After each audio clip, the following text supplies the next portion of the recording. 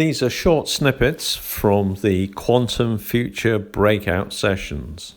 Kai, who was covering government support on what is now required, which I think then overlaps quite nicely to this topic. Yes, so we were looking at like the challenges for government support, and a large number of the challenges were focused around how can government act as essentially a user, help de-risk the technologies, the quantum technologies by like purchases or other things, and like it was raised that it's like direct government procurement is really tough because like due to like public procurement guidelines, it really needs to sit right at like usable today and value for money and all that. So risky things are difficult to get through.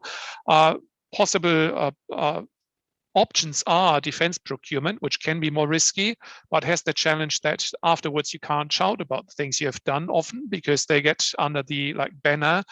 And so it doesn't really help like the wider commercialization.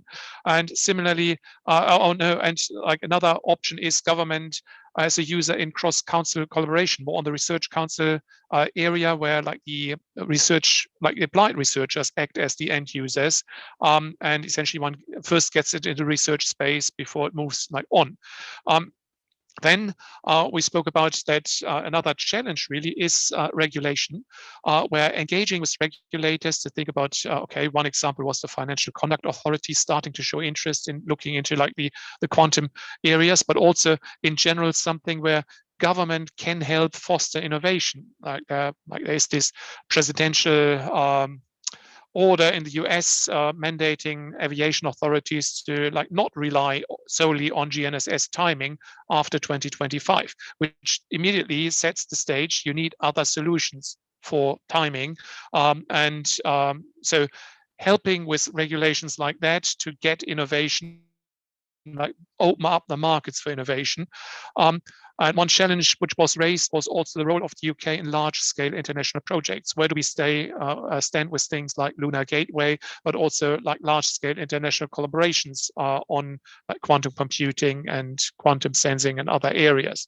Some suggested approaches in terms of government procurement. There are these examples from the defense space and innovate space like SBRI.